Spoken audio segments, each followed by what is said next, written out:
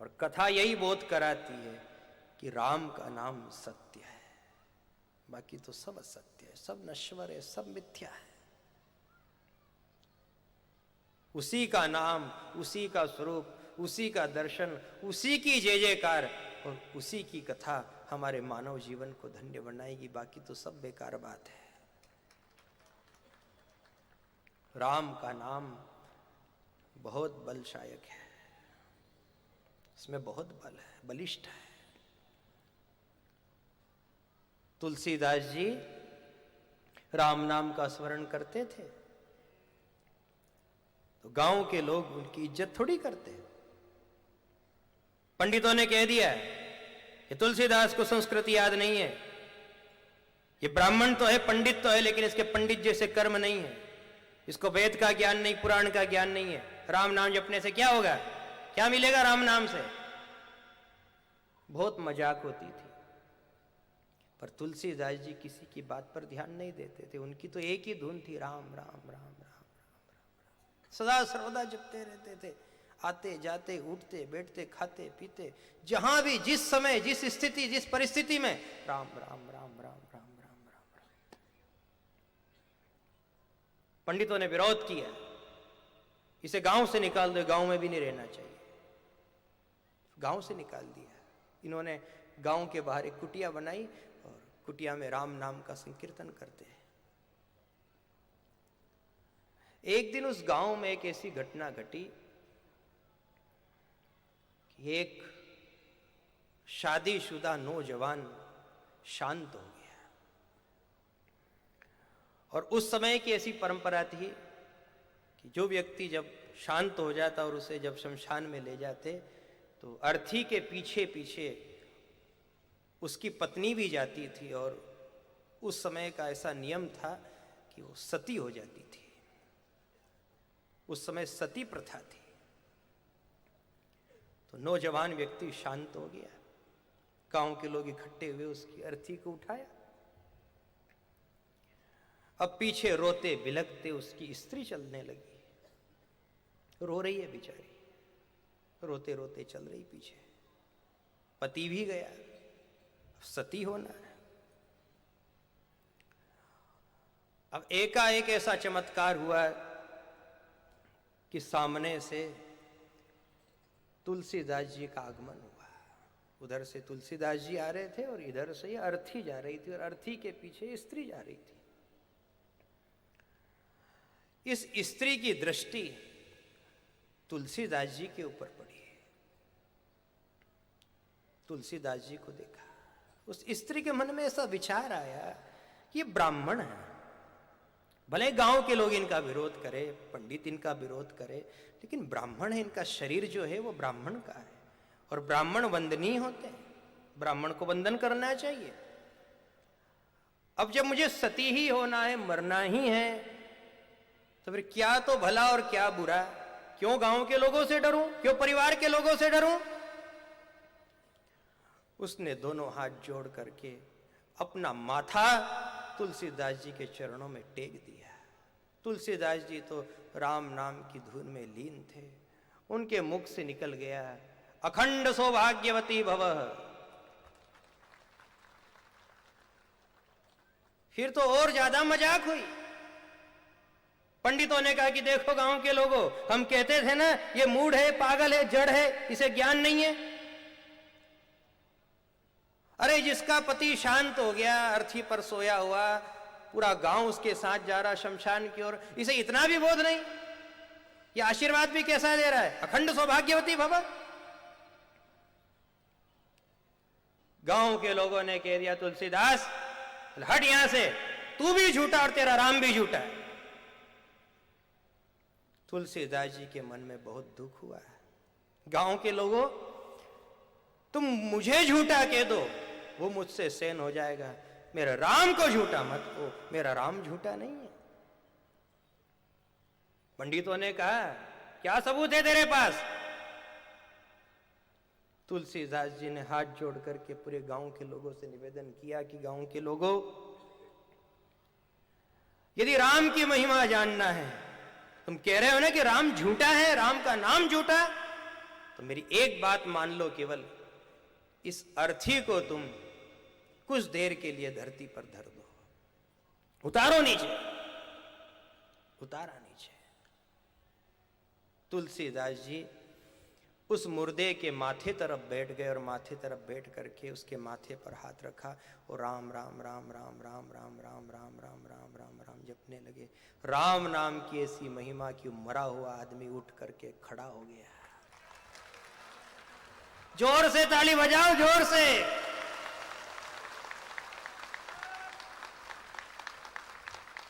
खड़ा हो गया और खड़ा होकर के उसने तुलसीदास जी को नमन किया।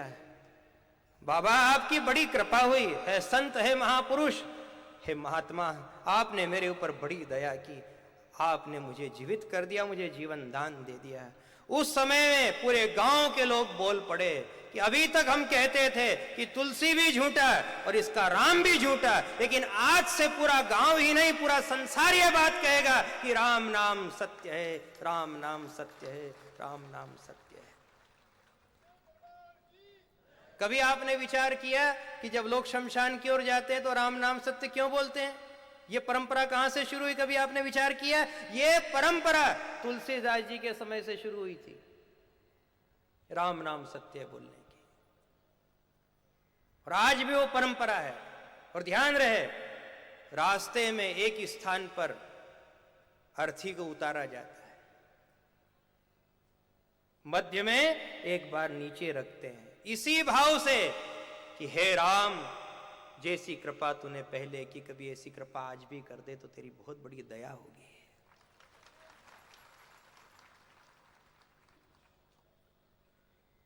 राम का नाम सत्य है। इसीलिए आपसे निवेदन किया, कोई ऐसा क्षेत्र चुनो आप सब मिलकर के, और ऐसे क्षेत्र में आप कथा कराओ जहां लोग ये कहते हो कि राम का नाम झूठा है। वहां यह हो जाना चाहिए कथा के माध्यम से कि राम नाम बस सत्य हो जाए, सत्य का प्रचार, सत्यम परम धीमहि। ये कथा का आयोजन केवल दिखावा नहीं है, ये कथा का आयोजन हमारे ऊपर कृपा करता है। ये कथा कृपा है, और ये ज्ञान हमें अंधकार से बचाता है। याद रखना, कोरट, कचेरी, कुसंगत और कुविचार, इन चार से बच गए तो द्वारकानाथ का द्वार आपके लिए खुला हुआ है। कथा सुनो और कथा के माध्यम से इनसे बचो, कोरट, कचेरी, कुसंगत और कुविचार। और कृष्ण भक्ति का सहारा, हे द्वारकाधीश, हे चार भुजानाथ, हे सांवरा सेठ, आपका सहारा बस, और कोई का सहारा नहीं। आप सब कुछ हो इस जीवन में, हमें आपका भरोसा है। हे श्री कृष्ण, आप हमारे प्राणपति हो, आप इष्ट हो, आप हमारे आराध्य हो। आज भी हमारे यहां हमारे दादाजी के हाथ की एक डायरी है। वो डायरी है सन 1960 की। सन 1960 की उस डायरी में हमारे दादाजी भागवत के श्लोक लिखते रहते थे, क्योंकि वो भी भागवत के अच्छे बड़े कथाकार थे, विद्वान थे, उनको वेद का भी ज्ञान था। तो भागवत के श्लोक लिखते थे। अब उस समय परिस्थिति ठीक नहीं थी, तो ऐसी कोई अलग अलग डायरी तो रहती नहीं थी, वो एक ही डायरी जो थी उसी में सब लिखते। तो उसमें भागवत के श्लोक भी, उसमें कथा का सार भी लिखते थे, और उसी में वो लिखतन भी रखते कि जैसे किसी को 20 रुपया दिया है तो 20 रुपया लिखते कि फलाने चंद को 20 रुपया दिया, उसी डायरी में। अब लिखतन कर लेते, और नीचे गवाह में उन्होंने क्या लिखा, गवाह भगवान श्री कृष्ण। आज भी वो डायरी हमारे घर में, उस डायरी की पूजा करते हैं, उस डायरी को देखते हैं तो हृदय द्रवित हो जाता है। गवाह श्री कृष्ण। उस डायरी में 3 लोगों के लिखतन लिखे हुए हैं आज भी, और तीनों में गवाह कौन है बोलो? श्री कृष्ण। वो युग कैसा होगा? आज लोग इंसानों की गवाह रखते हैं और इंसान बदल जाते हैं। गवाह में भी गवाह का सबूत चाहिए साहब। कहा कि इनका वोटर आईडी लाओ, इनका आधार कार्ड लाओ, इनका फलाना पैन कार्ड लाओ, ये लाओ वो लाओ। अब श्री कृष्ण का कहाँ आधार कार्ड? कोई श्री कृष्ण का पैन कार्ड है क्या? पर उस समय की जो आस्था थी वो ये थी कि संसार बदल जाएगा, संसार झूठा है, लेकिन श्री कृष्ण का नाम सत्य है। पहले लोगों को उधार भी देते थे तो कृष्ण के भरोसे देते थे, राम के भरोसे देते थे। आज अपन रिश्तेदार के भरोसे देते हैं, पड़ोसी के भरोसे देते हैं, कोई को बिचवान बनाते हैं, उसके भरोसे देते हैं। उस समय में श्री कृष्ण का भरोसा था। श्री कृष्ण आपके भरोसे हम 20 रुपया दे रहे हैं। वो योगी ऐसा, समय ही ऐसा था। 20 रुपया, 30 रुपया, 50 रुपया उस समय बहुत बड़ी बात थी। गवाह श्री कृष्ण। यही बात गोपियों ने उद्धव जी से कही थी कि उद्धव, हमारे सब कुछ श्री कृष्ण है। पति भी श्री कृष्ण है, परिवार भी श्री कृष्ण है, प्राण भी श्री कृष्ण है, हमारा शरीर भी श्री कृष्ण है, हमारी संपूर्ण इंद्रियां भी श्री कृष्ण है, और हमारे मोक्ष का द्वार भी श्री कृष्ण है। सब कुछ श्री कृष्ण है। हमारा कन्हैया, हमारा सांवरा हमें बहुत याद आता है। हम द्रवित रहती उसकी याद में। उद्धव, हमारे पास में श्रद्धा और सत्संग, ये 2 उसकी निशानी है। श्रद्धा इतनी है कि रात में भी नींद खुल जाए तो उसी की याद आती है।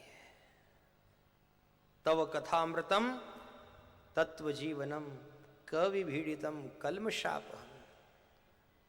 उसके गुण, उसकी कथा हमें भाव विह्वल कर देती। उद्धव, हमारे पास ये 2 संपत्ति है। और याद रखना, भक्त के पास 2 प्रकार की संपत्ति होती है। पहली संपत्ति का नाम है श्रद्धा और दूसरी संपत्ति का नाम है सत्संग। ये 2 संपत्ति है। बाकी तो सब नष्ट हो जाएगा। ये लाख करोड़ हजारी, ये सब मिट जाने वाले हैं, लेकिन श्रद्धा और सत्संग, इनसे जो आपने पा लिया उसे तो जमराज भी नहीं छुड़ा सकता। पायो जी मैंने राम रतन धन पायो, वो पा लिया सत्संग। उद्धव, वैसे हमें ज्ञान की बातें नहीं सुहाती है, हम ज्ञानियों को गांव में भी नहीं आने देती, लेकिन जो ज्ञानी श्री कृष्ण का गुण गाता है उसके तो हम चरण धोकर के पी लेती हैं। वो होना जो श्री कृष्ण का गुण गाए, जो अपनी विद्वत्ता दिखाए, वो ज्ञानी हमें नहीं चाहिए। जो हमें कर्मकांड बताए समझाए, वैसा ज्ञानी हमको नहीं चाहिए। हमें तो वो चाहिए जो श्री कृष्ण का गुण सुना दे। क्योंकि श्री कृष्ण का जो गुण है वो बहुत मीठा है, बहुत स्वाद है उसमें, शहद जैसा है। सत्संग, ये सबसे बड़ी संपत्ति है। और ये संपत्ति जिसके पास होती है वो इस संसार का सबसे बड़ा आदमी होता है। सबसे बड़ा आदमी। बड़ा किसे मानोगे आप? कौन बड़ा?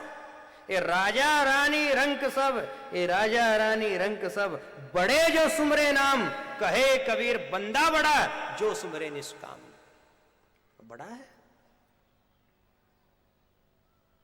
खोदत खोदत चूहे मर गए, खोदत खोदत चूहे मर गए, मौज करी सरफंगा ने। सींचत सींचत माली मर गए, मौज करी भंवरंगा ने। ये जोड़त जोड़त साहू मर गए, मौज करी खरचंगा ने। और रोते रोते दुनिया मर गई, पर मौज करी सत्संगा ने।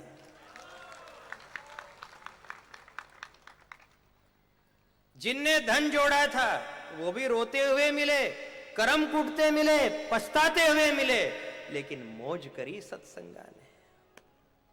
जिसने सत्संग किया मौज से रहता है। भले ही पहनने को बदन पे कपड़े भी नहीं है, पर मौज में है, कोई फिक्र नहीं है, आनंद में है। रहने के लिए कुटिया भी नहीं है, खाने के लिए सूखी और रूखी रोटी भी नहीं है, फिर भी आनंद में है। क्यों? मेरे पास श्रद्धा और सत्संग की संपत्ति है। और जहां यह संपत्ति होती है वहां श्री कृष्ण सुलभ और सहज हो जाते हैं। इसी संपत्ति से उनके आनंद को खरीदा जा सकता है। आप सोचो कि हम धन से आनंद को खरीद लें? नहीं, श्रद्धा से और सत्संग से आनंद को प्राप्त किया जाता है। ये सत्संग है। मौज करी सत्संगा ने। चूहा खूब खूब मेहनत करता है, खोदता है। बेचारे को 2-2, 3-3 दिन हो गए और खोदा उसने और घुस गए उसमें भुजंग। खोदत खोदत चूहे मर गए, मौज करी सरफंगा ने। और सींचत सींचत माली मर गए, मौज करी भवरंगा ने। मालियों ने खूब सींचा बिचारों ने, और रस किन्ने पिया? माली ने पिया कि भंवरे ने? बोलो, भंवरे ने पिया। मौज करी भवरंगा ने। जोड़त जोड़त साहू मर गए, साहूकार मर गए जोड़ते जोड़ते। खूब जोड़ा, 1 से 100, 100 से 1000, 1000 से लाख, लाख से करोड़, पर मौज करी खरचंगा ने। खर्च करने वालों ने ही खर्च किया है साहब, बाकी जो मुट्ठी बांध करके बैठे थे ना, वो तो पछता रहे हैं। जिन्हें खर्चा नहीं किया था, जमा कर रहे थे, जोड़ रहे थे, न कभी दान दिया, न कभी धर्म किया, न कभी उस पैसे से भोग भोगा, कोई खर्चा नहीं किया, वो सब 1000 और 500 के नोट बंद हो गए। जोड़त जोड़त साहू मर गए। खूब जोड़ा था बापड़ों ने, रात दिन एक करके जोड़ा था, पर मौज करी खरचंगा ने। मौज उन्ने ही करिए साहब जिनने सवेरे कमाया ने सांझे खर्चो कर दियो, सांझे कमाया ने सवेरे खर्चो कर दियो। मौज उन्ने ही करिए साहब जिनने दबा के रखा है, ताले लगा करके रखे, वो तो रो रहे हैं अब। मौज करी सत्संगा ने। रोते रोते दुनिया मर गई। कभी हम धन के लिए रोए, कभी हम परिवार के लिए रोए, कभी हम खुद के लिए रोए, खूब रोए, पर मौज करी सत्संगा ने। सत्संगी था, मौज उसी ने करी है साहब। बाकी तो सब पछताते रह गए। कुछ नहीं मिला, कुछ हाथ नहीं आया। गोपियों ने यही संदेश दिया उद्धव को, उद्धव जी सत्संग करो, सत्संग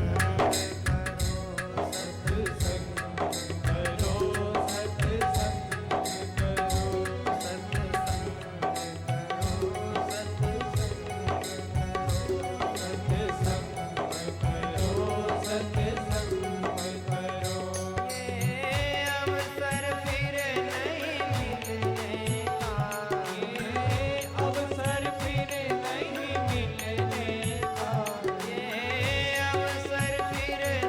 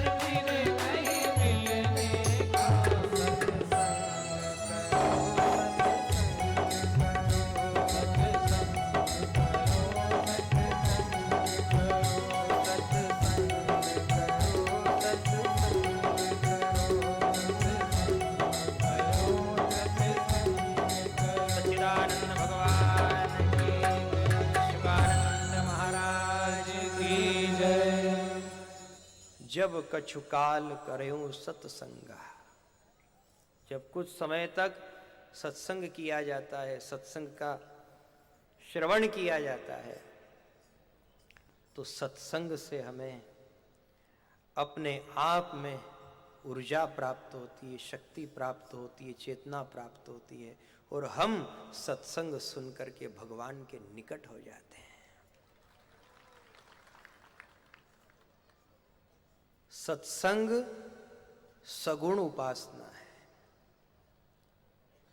मूर्ति पूजा, फूल बिलपत्र, नैवेद्य लगाना, परिक्रमा, आरती, अनुष्ठान, ये सब सगुण उपासना, और ये सगुण ही हमें उससे मिलाएगा। सगुण का कभी विरोध मत करना। वर्तमान युग में, इस समय में कुछ लोग हैं ऐसे जो मूर्ति पूजा का विरोध करने लगे हैं, मंदिर का विरोध करने लगे। क्या होगा हनुमान चालीसा पढ़ने से? क्या होगा दुर्गा चालीसा से? क्या होगा यज्ञ में आहुति देने से? आपसे कहा ना, ये सब बम को निष्क्रिय करने के साधन है।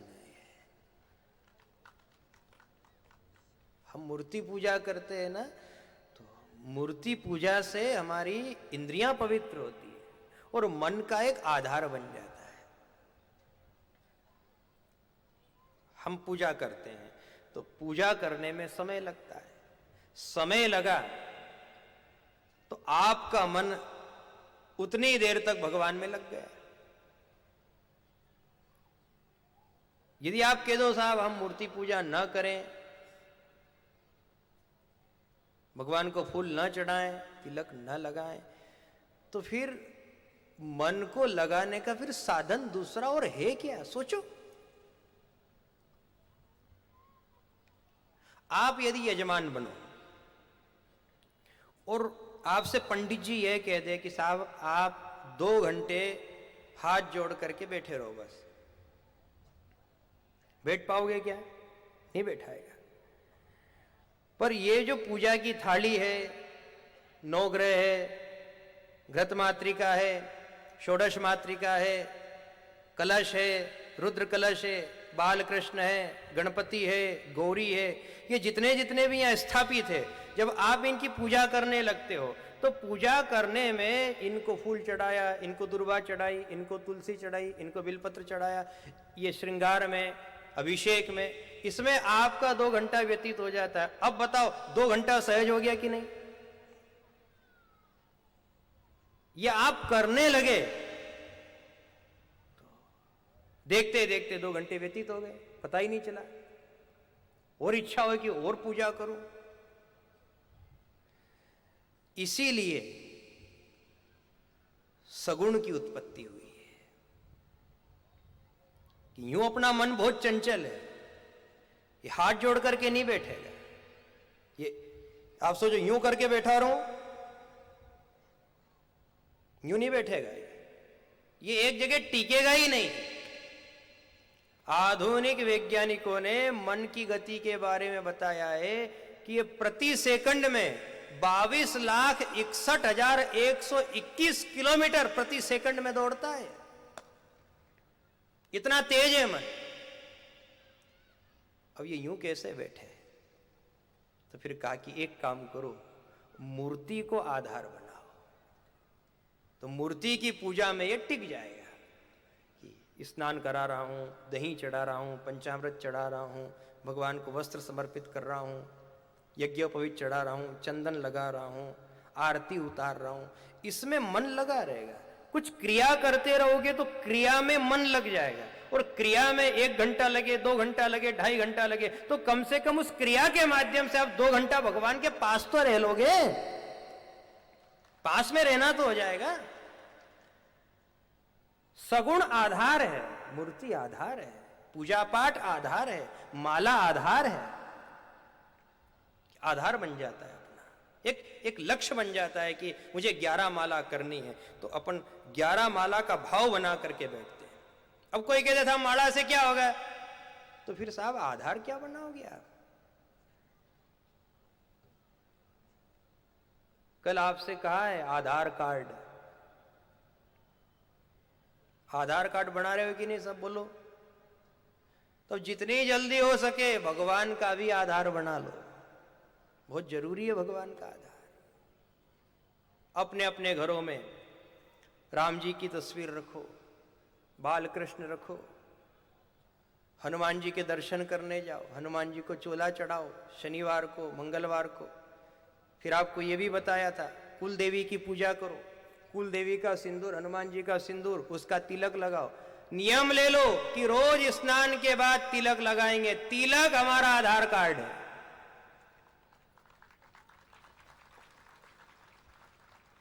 बिना तिलक के कभी भी घर से बाहर मत निकलना। संकल्प लो आज की कथा में, जितने लोग कथा सुन रहे हो। आप दूसरे धर्म में देखो, वो जब अपने स्थान पर जाते हैं तो उनकी वैसी वेशभूषा हो जाती है। उनको क्या पहनना है वो पहन लेते हैं, उनको क्या रखना है वो रख लेते हैं। और अपन ऐसे मूड होते जा रहे हैं कि अपन जीन्स पहन करके भगवान के मंदिर में जा रहे हैं। मोजा उतारने की भी समझ नहीं बची अब तो। भगवान का तिरस्कार हो रहा है, अनादर हो रहा है, कोई परवाह नहीं बची। बिना तिलक के, बिना चोटी के, बिना धोती के, बिना नाढ़े के, ये हिंदू धर्म के लिए बहुत दुर्भाग्य की बात है। भगवान के यहां जाओ तो सात्विक पोशाक में जाओ, अच्छी पोशाक, ऐसे वैसे वस्त्र मत पहनो। फिर तिलक का तो ऐसा नियम ही ले लो कि अब जब तक ये शरीर रहेगा शमशान तक भी मेरा तिलक नहीं मिटेगा। संकल्प ले लो।